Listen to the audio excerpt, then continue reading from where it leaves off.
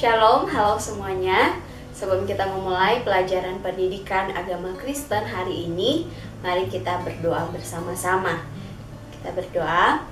Tuhan Yesus, terima kasih untuk kesempatan yang masih Tuhan berikan kepada setiap kami. Dan saat ini sebelum kami memulai pelajaran, kami berdoa memohon hikmat daripada Tuhan, kepintaran daripada Tuhan, sehingga kami boleh memahami materi yang akan kami terima pada hari ini. Berkati kami Tuhan, dalam nama Yesus kami berdoa. Amin. Nah, sebelum kita belajar materi yang baru pada hari ini, sebelumnya kita sudah mencoba memahami mengenai Imago Dei. Nah, sekali lagi, Imago Dei, istilah ini mau menunjukkan sesuai kisah penciptaan dalam kitab Kejadian. Nah, perihal manusia yang diciptakan menurut gambar Allah atau image of God. Nah, istilah ini Imago Dei, gambar Allah, image of God. Istilah ini mau menunjukkan bahwa manusia itu spesial karena di antara seluruh ciptaannya hanya manusia yang diciptakan segambar dan serupa dengan Allah. Jadi kita harus ingat bahwa sebagai manusia kita ini spesial karena kita diciptakan segambar dan serupa dengan Allah. Kemudian kita pun melihat bahwa dalam kisah penciptaan di sini kita juga mengerti bahwa posisi laki-laki dan perempuan itu sejajar. Tidak ada yang lebih super, tidak ada yang lebih tinggi. Manusia, laki-laki dan perempuan itu sejajar dalam kisah penciptaan. Kemudian dalam materi sebelumnya kita juga mengerti bahwa Allah Tritunggal terlibat di dalam penciptaan itu sendiri. Nah, pada hari ini kita pun akan semakin mendalami dan mengerti beberapa poin penting berkaitan dengan Imago Dei. Pada hari ini kita pun akan semakin mendalami ya, seperti yang tadi Mem sudah katakan, mendalami, mengerti beberapa poin penting tentang Imago Dei. Nah, poin yang pertama adalah segambar serupa dengan Allah bukan berarti serupa secara fisik. Sekali lagi ya, segambar serupa dengan Allah bukan berarti serupa secara fisik. Misalnya kita memahami hidungnya kita sama dengan hidungnya Allah, atau matanya kita sama dengan matanya Allah, atau bahkan tinggi tubuhnya kita manusia sama dengan tinggi tubuhnya Allah, atau bahkan giginya kita manusia sama dengan giginya Allah dan sebagainya. Nah, ini adalah sebuah pemahaman yang salah. Ini adalah sebuah pemahaman yang keliru dan tidak seperti itu yang seharusnya kita pahami di dalam kita memahami tentang Imago Dei. Nah, kita harus pahami bahwa Allah itu roh dan seluruh organ tubuh kita manusia semuanya diciptakan Tuhan untuk kebaikan manusia dalam pandangannya Allah ya. Nah, Tuhan Allah ingin memperlihatkan semua kebaikan dirinya di dalam diri manusia, di dalam diri kita sebagai ciptaannya. Nah, meski Tuhan Allah tidak kelihatan karena ia roh, tidak tuliskan di dalam Yohanes 4 ayat yang ke-24, tapi sifat-sifat Allah yang baik itu kelihatan pada diri kita manusia. Ya. Nah, berbicara tentang sifat Allah, maka ada dua jenis sifat Allah. Incommunicable attributes atau sifat-sifat yang tidak bisa diberikan. Nah, ini adalah sifat-sifat yang hanya bisa menjadi milik Allah, ya. Jadi di dalam bagian ini adalah sifat-sifat yang hanya menjadi milik Allah dan sama sekali tidak bisa diberikan kepada makhluk ciptaannya, kepada kita atau bahkan ciptaan yang lainnya. Dan karena itu tidak mempunyai analogi atau bahkan persamaan dalam diri makhluk ciptaannya. Jadi kita harus ingat ya, ini adalah sifat-sifat yang tidak bisa diberikan kepada ciptaannya yang lain ya, kepada kita manusia atau bahkan ciptaan-ciptaan yang lain. Kemudian yang kedua, communicable attributes atau sifat-sifat yang bisa diberikan. Nah, ini adalah sifat-sifat Allah yang bisa diberikan kepada makhluk yang lain, sekalipun tidak secara sempurna sebagaimana sifat-sifat itu ada dalam diri Allah sendiri. Jadi menurut gambar dan rupa Allah itu menunjuk kepada communicable attributes atau sifat-sifat yang bisa diberikan, yang diberikan kepada manusia, kepada kita. Nah, Allah masukkan sejumlah sifat-sifat ke dalam manusia sehingga manusia kita lalu mewarisi sifat-sifatnya dalam batas tertentu, dan ini menyebabkan manusia menjadi mirip dengan Allah. Jadi di pemahaman yang kedua, sifat-sifat yang diberikan ini kita pun memahami bahwa sifat-sifat inilah yang diberikan kepada kita, dan ini menjadi pengertian imago Dei, menjadi mirip dengan Allah. Nah, Mazmur 8 ayat yang kelima sampai ayat yang keenam. Mazmur 8 ayat yang kelima sampai ayat yang keenam mengatakan, apakah manusia sehingga engkau mengingatnya? Apakah anak manusia sehingga engkau mengindahkannya? Namun engkau telah membuatnya menjadi hampir sama seperti Allah, dan telah memahkotainya dengan kemuliaan dan hormat. Yang kedua, dalam imago Dei yang harus kita pahami, kita itu ciptaan yang istimewa. Nah, image of God pada manusia membuat manusia berbeda dengan ciptaan-ciptaan Tuhan yang lainnya. Karena Tuhan menaruh kebaikan yang ada dalam dirinya ke dalam diri manusia. Jadi pada hakikatnya manusia diciptakan sangat baik. Nah, keistimewaan itu antara lain mau menunjukkan bahwa kita itu ciptaan yang kreatif. Kita itu ciptaan yang kreatif artinya hal ini dikarenakan Allah sendiri super duper kreatif. Nah, jika kita melihat kisah penciptaan dalam kitab Kejadian pasal 1, kita akan melihat bagaimana Allah menyusun segalanya begitu indah, segalanya begitu luar biasa. Bahkan ketika kita melihat diri kita sendiri, organ-organ tubuh, fungsinya, cara kerjanya, kita pun akan sangat kagum, kita pun akan sangat terpukau. Sebab Tuhan menyusunnya begitu rupa, supaya manusia, supaya kita bisa hidup. Tubuh kita bisa berjalan dengan kaki, bernafas dengan paru-paru, dan bahkan sebagainya. Nah, begitu sangat luar biasa, begitu sangat kreatif Allah menciptakan kita.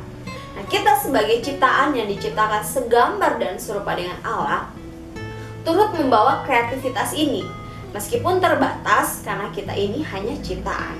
Nah, mari kita baca Kejadian pasal 2 ayatnya yang ke-20.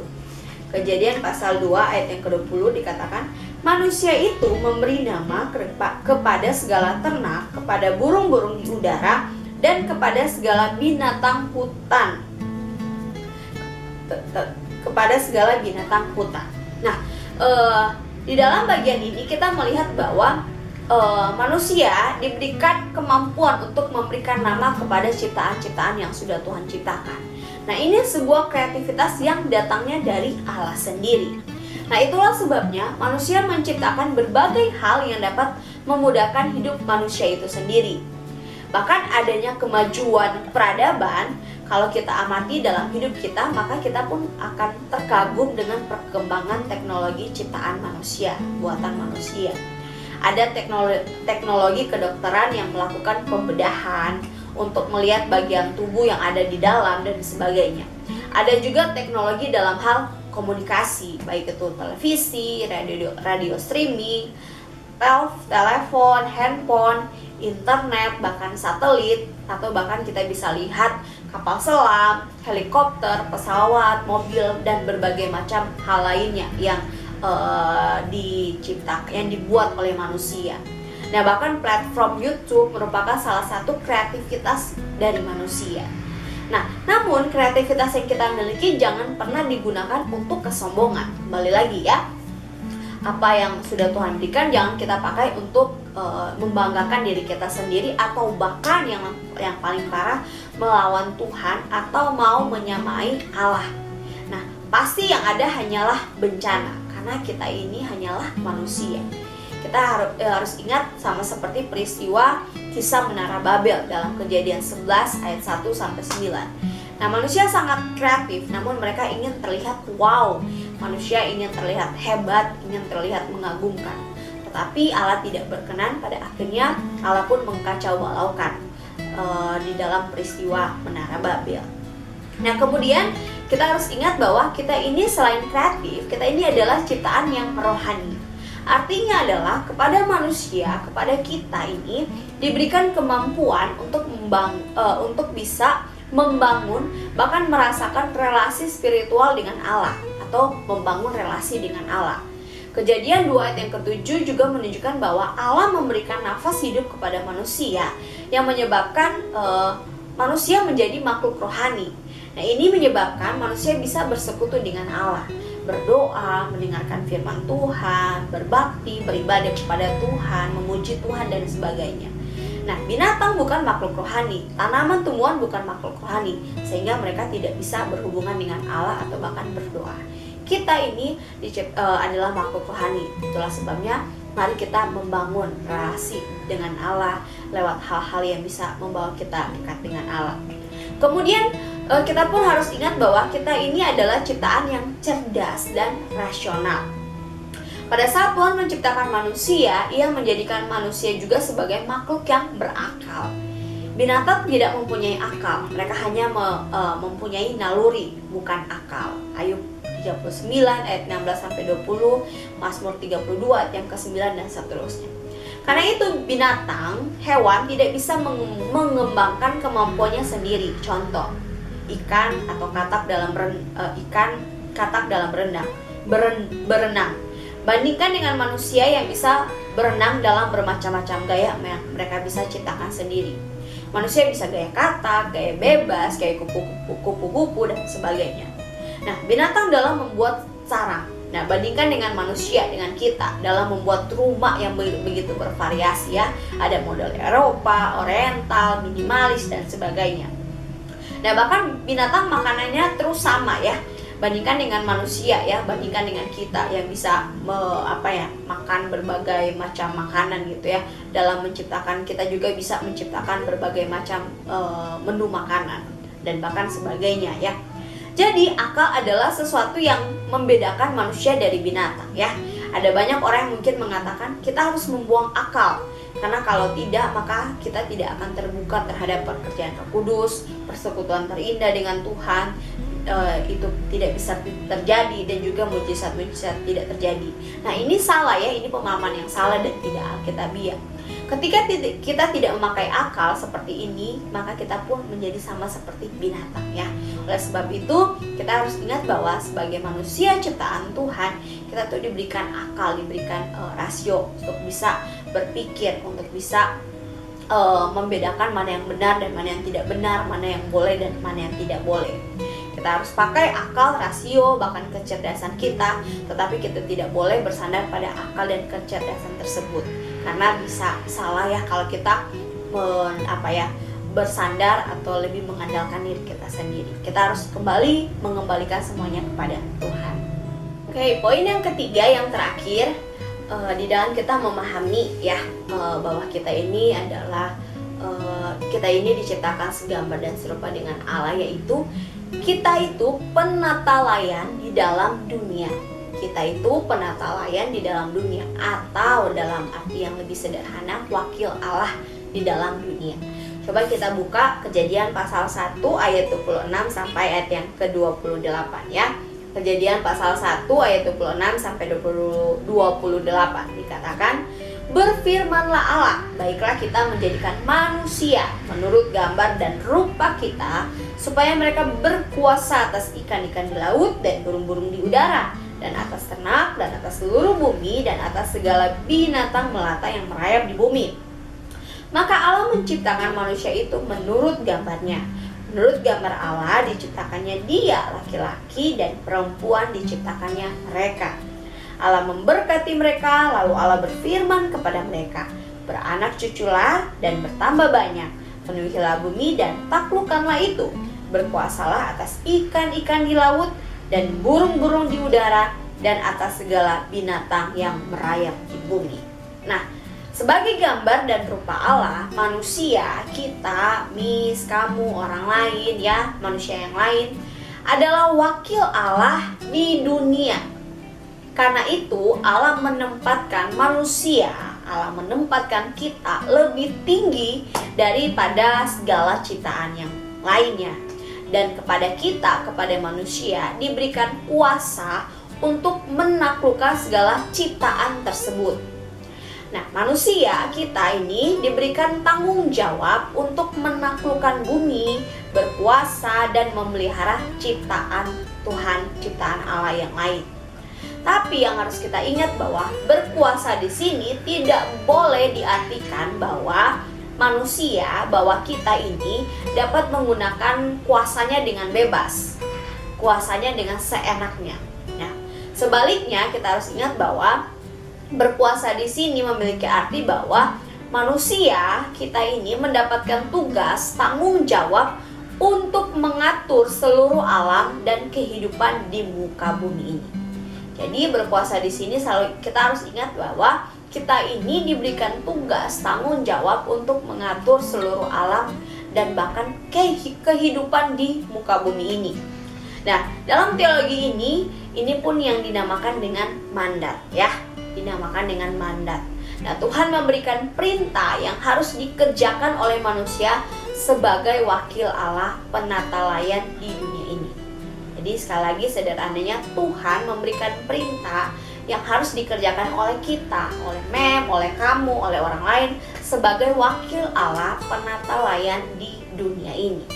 Nah, penata layan ialah seorang yang ditunjuk oleh penguasa untuk menjadi wakil mereka di suatu wilayah dan diberi mandat untuk memerintah wilayah itu atas nama sang penguasa. Atau sederhananya, kalau ada yang belum mengerti apa itu penata layan gitu ya. Penata layan itu adalah orang yang dipercaya dan diberikan kuasa untuk mengatur dan juga merawat, ya. Jadi itu arti dari penata layan. Nah, oleh sebab itu kita harus ingat ya, sebagai manusia yang diciptakan oleh Tuhan, mari kita merawat dan menjaga dunia ini, menjaga bumi dari hal-hal yang kecil yang bisa kita lakukan di sekitar kita. Nah, memang membagikan salah satu pandangan seorang pendeta penginjil yang telah melayani sejak usia 17 tahun, ya. Dan beliau ini telah dikenal oleh kalangan orang Kristen atas bakti pelayanannya hingga pada usianya yang ke-80 tahun, ya. Bayanginnya 80 tahun dia melayani sejak usia 17 tahun. Nah, beliau menyatakan di dalam buku Pembinaan Iman kaitannya dalam penciptaan manusia, beliau mengatakan seperti ini. Di dalam dirimu, di dalam diri kita ada petah dan teladan Allah. Maksudnya ada gambar dan rupa Allah, ya, seperti yang sudah kita bahas, ya. Di dalam dirimu, di dalam diri kita harus berjuang seperti Allah. Di dalam dirimu diberikan potensi. Di dalam dirimu diberikan tanggung jawab. Di dalam dirimu diberikan suatu kemungkinan untuk hidup seperti Allah, karena kita diciptakan menurut petah dan teladan Allah, menurut gambar dan rupa Allah. Nah, kemudian beliau mengakhiri dengan sebuah pertanyaan. Sudahkah engkau bersedia untuk hidup baik-baik memancarkan kemuliaan Allah? Ya. Jadi dari statement yang disampaikan oleh beliau ini, mari kita sama-sama belajar bahwa kita ini adalah manusia yang diciptakan menurut gambar dan rupa Allah, dan kita punya tugas, ya. Jadi jangan pernah berpikir bahwa ketika kamu lahir, ketika kamu hidup, ya udah enak-enak aja, nggak usah mikirin menjaga bumi, merawat lingkungan dan sebagainya. Tapi mari memikirkan bahwa gambar dan rupa Allah yang ada dalam diri kita pakai untuk mengerjakan apa yang sudah menjadi tanggung jawab kita. Nah, oleh sebab itu selalu ingat bahwa manusia kita ini adalah ciptaan yang diciptakan menurut image of God. Kita manusia ini istimewa, kamu istimewa, saya istimewa, orang lain istimewa. Kita kreatif, kita cerdas dan rasional.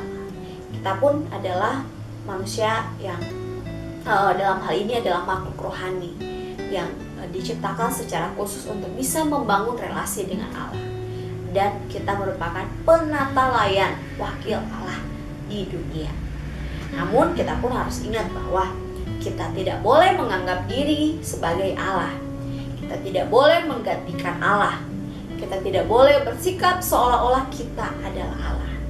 Ingat kembali bahwa kita manusia ciptaan yang senantiasa membutuhkan pertolongannya. Oke, jadi lewat materi ini, mari kita semakin memahami tentang gambar dan rupa Allah di dalam diri kita. Yuk sama-sama sebagai ciptaan Tuhan, kita selalu meminta pertolongan Tuhan supaya setiap hari kita pun bisa memancarkan image of God dalam diri kita. Demikian pelajaran hari ini. Untuk menutup, mari kita berdoa. Tuhan Yesus, terima kasih kami sudah menerima materi pada hari ini. Tuhan tolong mampukan kami agar supaya apa yang sudah kami dapatkan itu tidak hanya berlalu begitu saja, tetapi itu boleh kami ingat, kami boleh simpan, dan kami pun boleh melakukannya di dalam kehidupan kami sehari-hari. Tuhan tolonglah kami, di dalam nama Tuhan Yesus kami berdoa dan bersyukur. Amin. Oke, sekali lagi kalau ada pertanyaan, ada bagian-bagian yang belum kamu mengerti, silakan kirimkan pertanyaannya di email ini. Nanti kita akan bahas bersama-sama. Oke, God bless you semuanya.